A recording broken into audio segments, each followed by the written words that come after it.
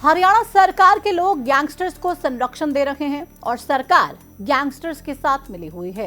इसलिए BJP gangsters और gang war को कभी भी नहीं रोक पाएगी। इनेलो नेता अभय चौटाला ने इतना बड़ा दावा आखिर किस आधार पर किया? क्यों उन्होंने सरकार पर ही गैंगस्टर्स के साथ मिले होने का आरोप लगा दिया? क्या अभय चौटाला के पास कोई ऐसे सबूत हैं जिनके बलबूते ही वो सरकार को गैंगस्टर्स का साथी बता रहे हैं, या फिर अभय चौटाला बस गैंगस्टर्स के नाम पर राजनीति का खेल खेल रहे हैं? आज की इस वीडियो में हम आपको अभय चौटाला के इसी दावे का सच बताएंगे और समझाएंगे कि क्यों प्रदेश में गैंगस्टर्स को रोकने में सरकार सफल नहीं हो पा रही है। साथ ही ये भी बताएंगे कि बीजेपी नेता कुलदीप बिश्नोई को लॉरेंस गैंग ने क्या धमकी दी और आखिर क्यों धमकी दी है। पिछले कुछ हफ्तों से हरियाणा में गैंगस्टर्स ने ऐसी दहशत फैलाई है कि लोगों की सुरक्षा पर सवाल खड़े हो चुके हैं। जनता सुरक्षा की मांग कर रही है और विपक्ष सरकार से लगातार सवाल पूछ रहा है कि आखिर प्रदेश में अव्यवस्था का ये हाल क्यों बना हुआ है। इन्हीं सवालों के जवाब में सरकार कुछ एनकाउंटर करती है और ये बताने का प्रयास भी करती है कि प्रदेश में कानून से बड़ा कोई गैंग या फिर कोई बदमाश नहीं हो सकता। लेकिन सरकार के इस प्रयास के बाद भी प्रदेश में गैंगस्टर्स और क्राइम दोनों पर ही लगाम नहीं लग पा रही है।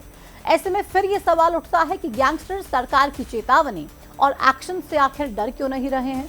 इसका जवाब जब इनेलो के राष्ट्रीय अध्यक्ष अभय चौटाला से पूछा गया तो एक बड़ा दावा करते हुए वो नजर आए और सरकार पर बहुत गंभीर आरोप लगा दिए।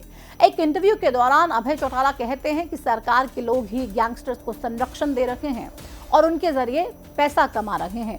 साथ ही अभय चौटाला ये दावा करते हैं कि बीजेपी गैंगस्टर्स और गैंग वॉर को कभी भी नहीं रोक पाएगी। वहीं अभय चौटाला एक दिन के लिए सीएम की कुर्सी की डिमांड भी सरकार के सामने रख चुके हैं। उनका कहना है कि अगर उन्हें एक दिन के लिए सीएम की कुर्सी पर बैठा दिया जाए तो सारे बदमाश हरियाणा को छोड़कर चले जाएंगे।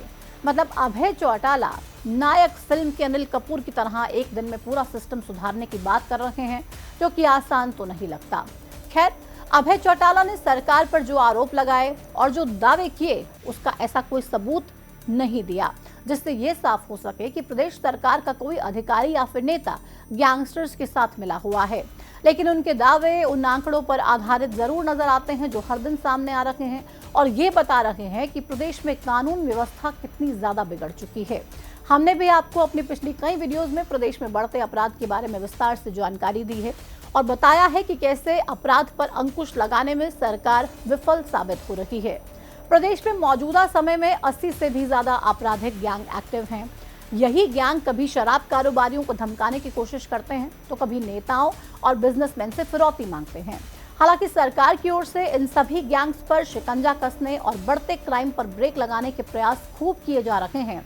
एनकाउंटर से गैंगस्टर्स और बदमाशों में डर बैठाया जा रहा है और चेतावनी देकर उन्हें समझाया भी जा रहा है, लेकिन फिर भी इसका कोई खास असर धरातल पर दिखता नहीं नजर आ रहा। बदमाश पहले हत्या करते हैं, फिर खुद ही सोशल मीडिया पर ये बता देते हैं कि कत्ल उन्होंने किया है। इसके बाद उनको देखा देखी दूसरे गैंग्स की भी हिम्मत बढ़ जाती है और वो भी इसी पैटर्न पर हत्या की वारदातों को अंजाम देने लगते हैं। पिछले कुछ हफ्तों में हरियाणा में जिन भी कारोबारियों की हत्या हुई है और जिन कारोबारियों को धमकियां मिली हैं उसमें भी इसी पैटर्न को फॉलो किया गया। मीडिया रिपोर्ट्स के मुताबिक पूर्व सांसद और बीजेपी नेता कुलदीप बिश्नोई को भी लॉरेंस गैंग ने सोशल मीडिया के जरिए धमकी दी है। ये धमकी अखिल भारतीय बिश्नोई महासभा को लेकर विवाद के बीच दी गई है। अखिल भारतीय बिश्नोई महासभा के अध्यक्ष देवेंद्र के समर्थन में लॉरेंस बिश्नोई ने सोशल मीडिया पर एक पोस्ट की जिसमें कुलदीप बिश्नोई को अंजाम भुगतने तक की धमकी दी गई है। इस खबर से कुछ दिन पहले ही मीडिया में एक और खबर छपी थी, वो ये कि हरियाणा पुलिस ने गैंगस्टर्स पर डिजिटल स्ट्राइक कर दी है। मतलब गैंगस्टर्स के सोशल मीडिया अकाउंट को ब्लॉक कर दिया गया है। खबर ये भी आई कि लॉरेंस बिश्नोई के नाम से जुड़े 1 दर्जन से ज्यादा फेसबुक और इंस्टाग्राम के अकाउंट पर ताला लगा दिया गया है। लेकिन इस कार्रवाई में भी पुलिस पूरी तरह से सफल नहीं हो पाई। अगर सफल हो जाती तो शायद कुलदीप बिश्नोई को लॉरेंस के नाम पर धमकी नहीं मिलती। हालांकि कुलदीप बिश्नोई को धमकी लॉरेंस गैंग ने ही उस पोस्ट के जरिए दी है, इसकी अभी तक कोई पुष्टि नहीं हो पाई है। लेकिन उस पोस्ट से इस बात की पुष्टि जरूर हो गई है कि हरियाणा पुलिस के लाख जत्नों के बावजूद गैंगस्टर अपराध के नए नए तरीके ढूंढ ही निकालते हैं। शायद इसीलिए ही अभय चौटाला भी ये कहते हैं कि सरकार गैंगस्टर्स और गैंग वॉर को कभी खत्म नहीं कर पाएगी। खैर, क्या आपको लगता है कि अभय चौटाला ने जो कहा है वो सही है, या फिर सरकार ने जो भी प्रयास अभी शुरू किए हैं उसका असर दिखना बाकी है? एक दिन के लिए क्या अभय चौटाला को सीएम की कुर्सी पे अगर बिठा दिया जाए तो प्रदेश में गैंगस्टर्स और गैंग वॉर दोनों खत्म हो जाएंगे? अभय चौटाला की इस बात में भी कितना दम लगता है? कमेंट सेक्शन में जल्दी से जुड़िए और बताइए। इस वीडियो में फिलहाल इतना ही। नमस्कार।